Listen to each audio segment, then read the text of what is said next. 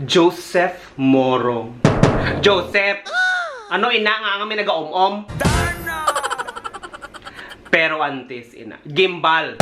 Lugar kundi nako permi nagapamiesta sang una. Maayong gabi. Kag tani. Kamo naman ang ara sa maayong nga kahimtangan. Kag madamo ug nga salamat sa inyo nga paglantaw. Kag pagpadayon nga pagsuporta sa akon nga mga videos.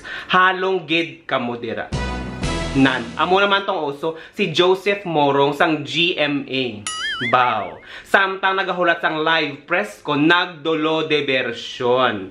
Nagpa-picture kang nagwa sa iya nga kudak, baw. Mga men nga naga-om-om. Kampiyon. Soportado. Girl. Kung diin ka masaya, soportado ta kaya. Gani, sige ha.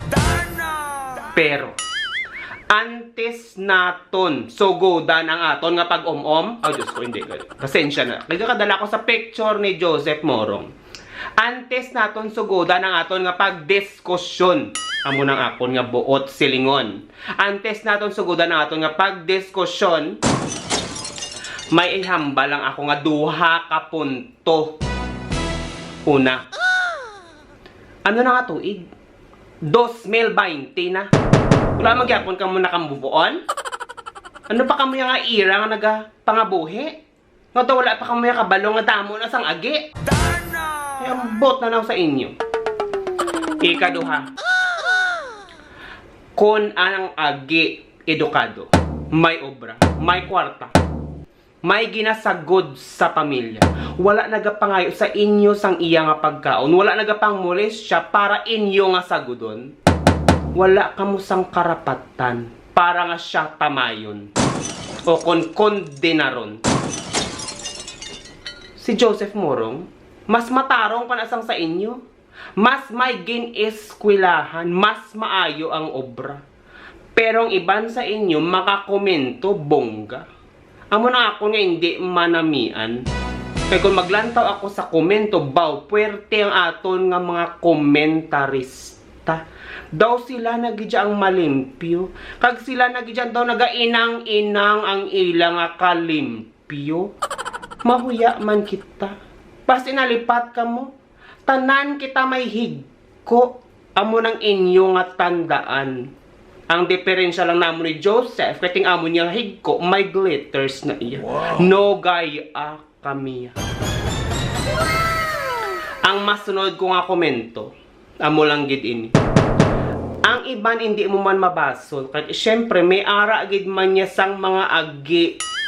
Nga wala man nagaparespeto. Wala nagapataha kagang iban daw mga damak pa. Nagapangayo pangayo-ngayo sang ilang kalanunon. Kati wala sang obra. Kag syempre nagapangmulis siya sa iban nga tawo. Pero beskan amo na sila dapat respetuhon naton. Kati syempre taho man ina sila. Simple. Nga nga daw hindi gidya ka mo yan maka-move on sang mga agi.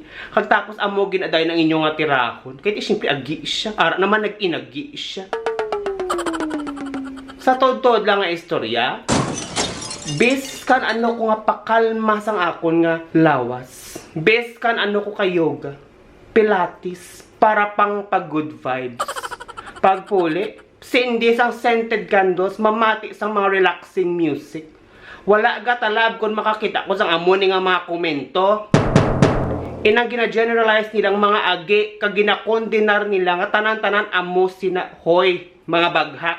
Pagbogtaw kamo ka hindi tanan, amo ina ang pamatasan. Gan ibis kan ano ko pa kapamati sa mga relaxing music. O kung ano pa na mga scented candles kung maghigda-higda sa bathtub. Wala sang may mahimo. Kada gusto ko gyapon manampoyong. Ako ay isang model. Chindihan yun na sa Mayo.